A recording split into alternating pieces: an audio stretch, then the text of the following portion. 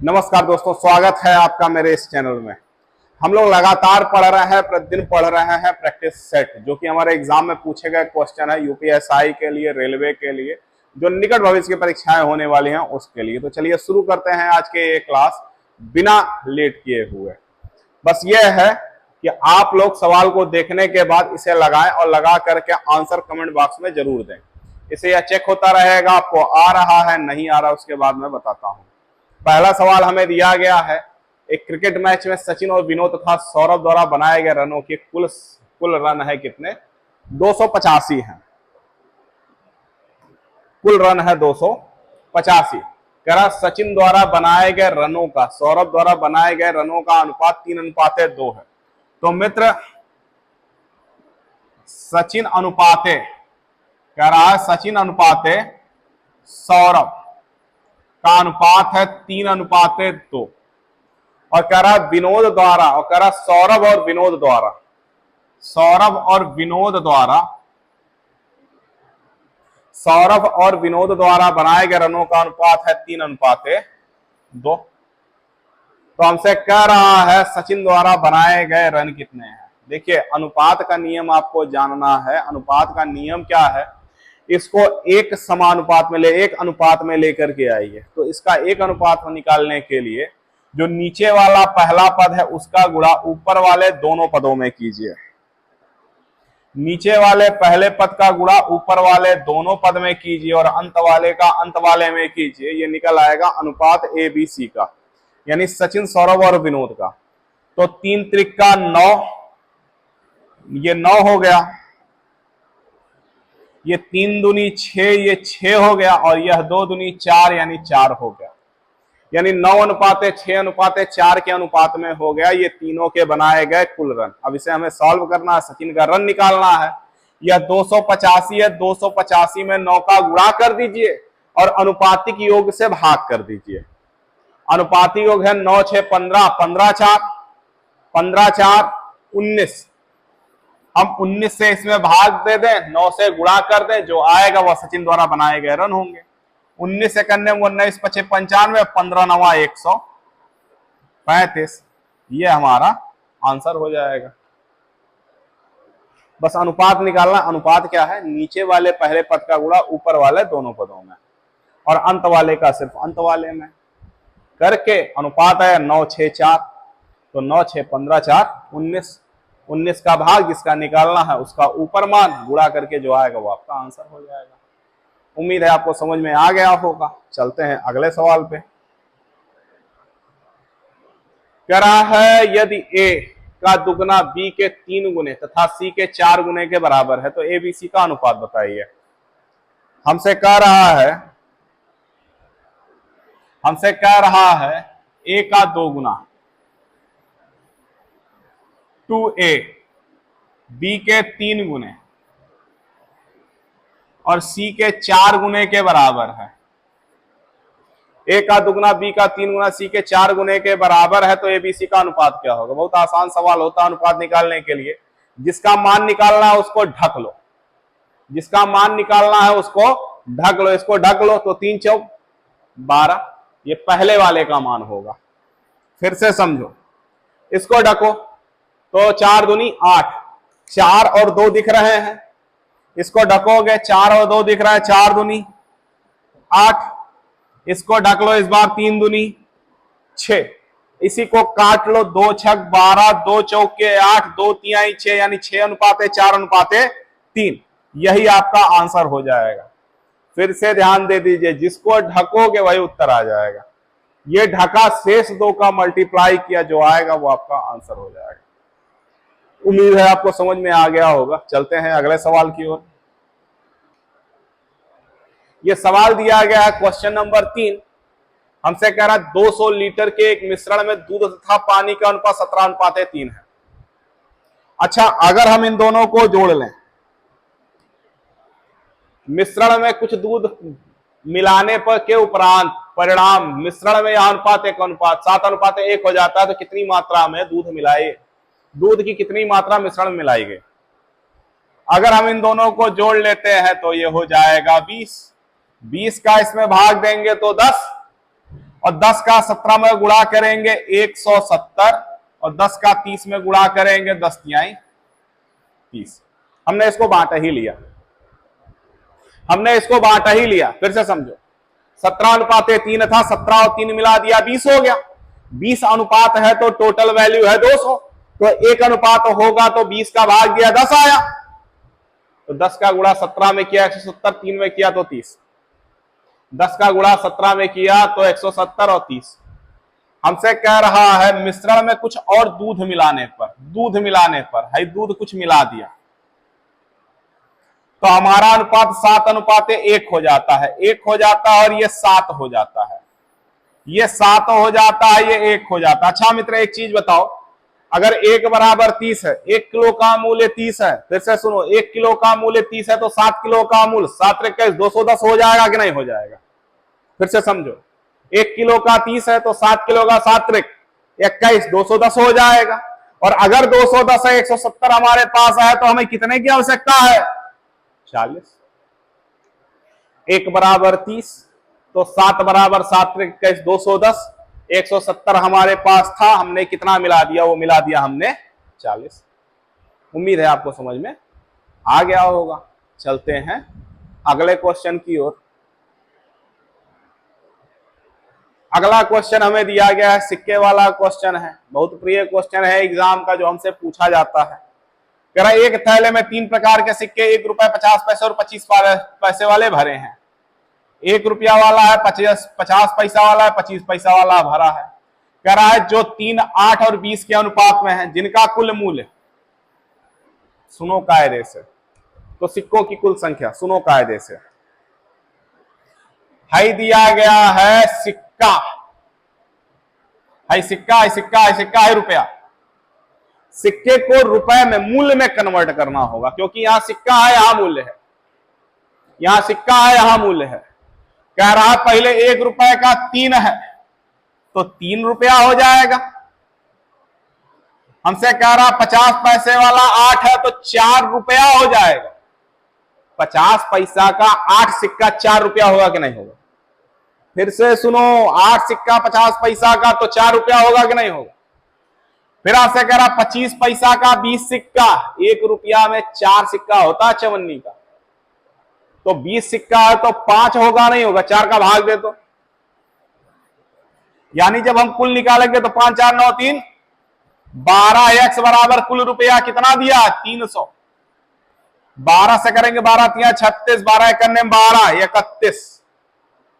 और अगर हम कुल सिक्का निकालेंगे 20 8 28 3 31, 31 सिक्का, और एक सिक्के मतलब एक का x का मान आया 31, तो 31 गुणे x यानी 31 गुणे 31 बराबर 961।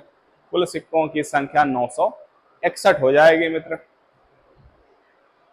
उम्मीद है आपको समझ में आ गया होगा। बस देखो, ध्यान से बात समझना कि अगर ये सिक्का है, ये रुपया है, तो सिक्कों को रुपए में बदल लेना, और ये रुपया है, ये सिक्का है, तो रुपए को सिक्के में बदल लेना, और ये अभी रुपया है, ये अभी रुपया है, तो सीधे बराबर में रख देना, उत्तर आ जाएगा।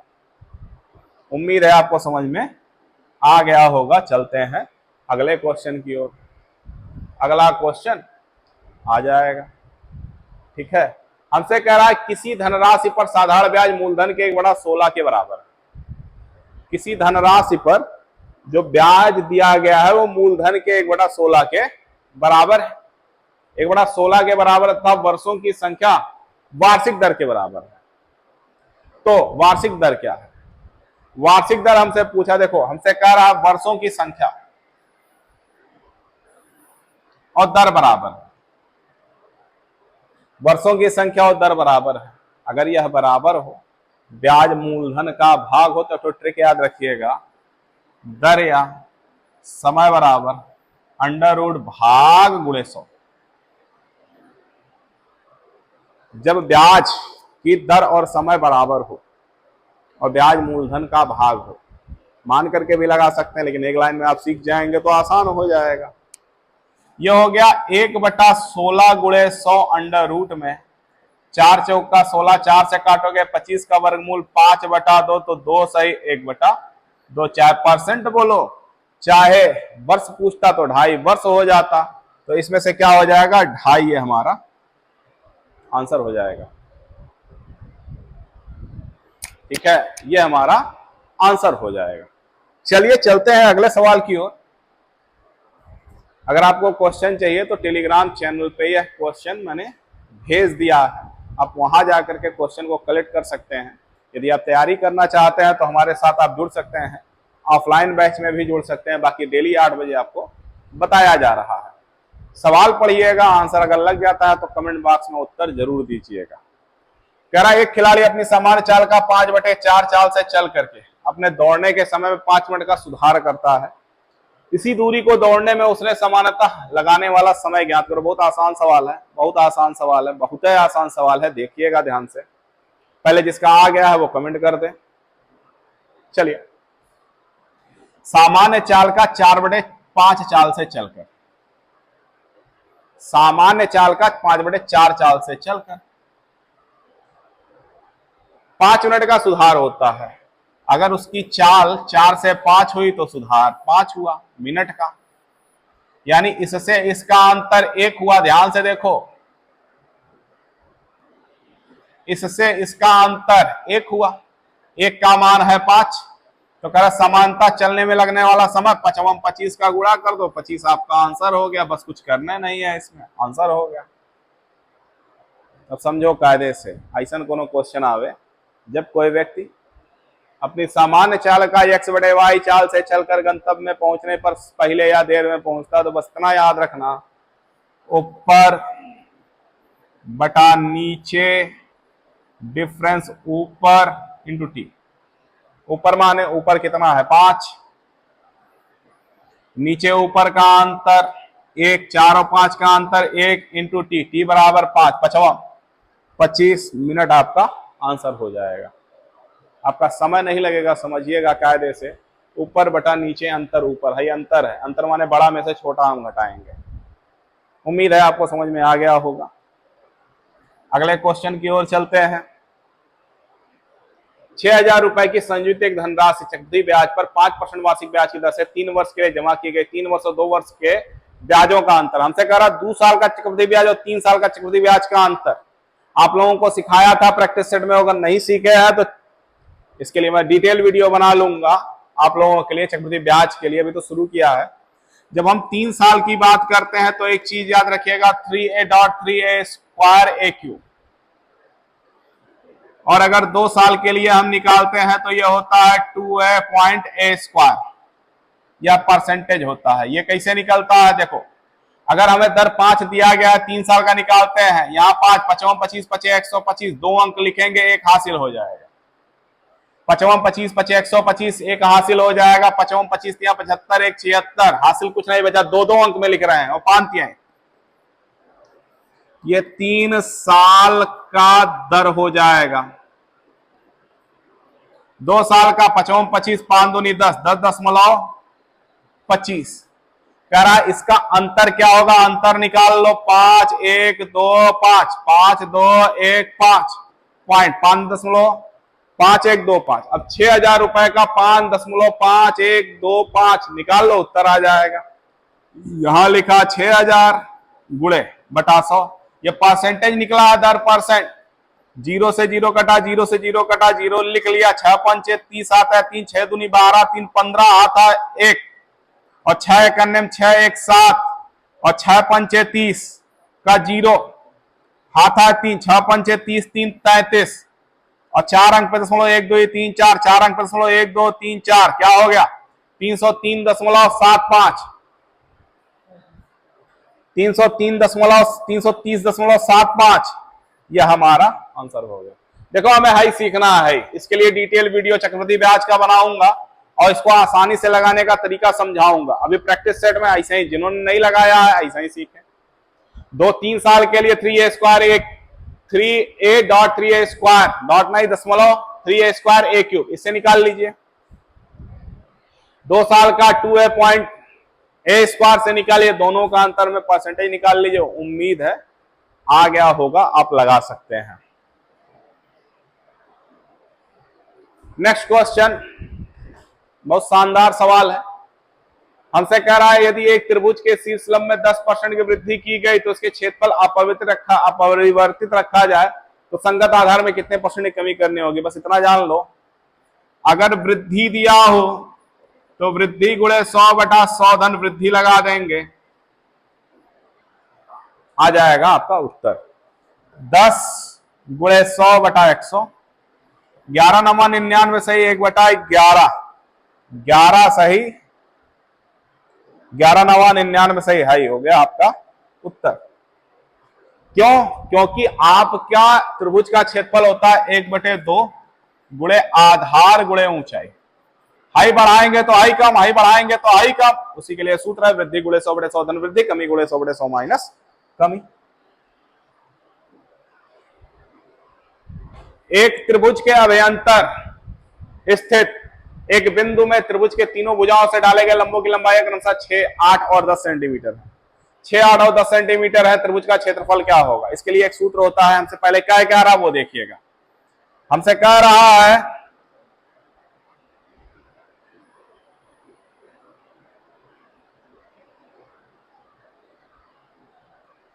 एक त्रिभुज के अंदर अभ्यंतर किसी बिंदु से, इससे हमने डाला इस पे लंब,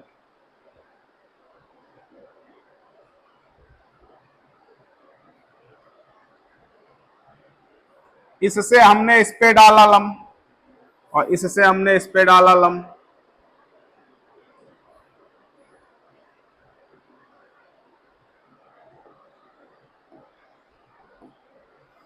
लंब मतलब 90 डिग्री का कोण इस पे बनाया, इस पे बनाया, इस पे बनाया। ये ए है, ये बी है, ये सी। किसी समबाहु त्रिभुज के अभ्यंतर किसी बिंदु से डाले गए लंबों की लंबाइयां ए बी सी हो तो हमारा सूत्र होता है त्रिभुज के क्षेत्रफल का क्या? √3/3 इंटू ए प्लस बी प्लस सी का होल स्क्वायर। ए बराबर 6, 8, 14, 10, 24 का होल स्क्वायर, √3/3 इंटू 24 इंटू 24, 3 से काटेंगे 3 × 24, 24 × 192, 192 √3, ये आपका आंसर हो गया। नोट कर लीजिए, स्क्रीनशॉट खींच लीजिए, ये आपसे पूछा जाता है, ऐसा ही लगता है, आसान है। उम्मीद है आपको समझ में आ गया होगा। चलते हैं अगले सवाल पर। इकाई अंक का आसान सा क्वेश्चन है, आप लगा सकते हैं। सबसे पहले आप कमेंट कीजिए, उसके बाद मैं आगे बढ़ूं। आ गया होगा। देखो, इकाई का अंक निकालना है, चाहे जो संख्या है, इसका अंतिम 2 अंक में 4 का भाग दो, 13 चौका 52, 4 का भाग दो, 13 चौका 52, 2 बचा।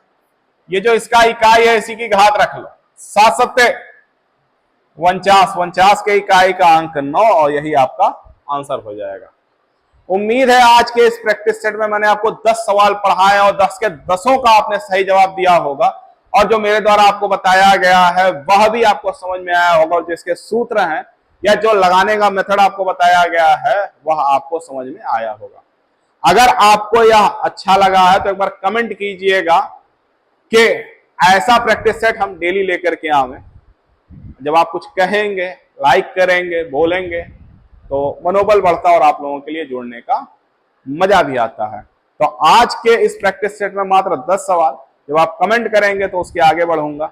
चलिए मिलते हैं अगले वीडियो में, तब तक के लिए नमस्कार। पढ़ते रहिए क्योंकि पढ़ने से होगा सिलेक्शन पक्का।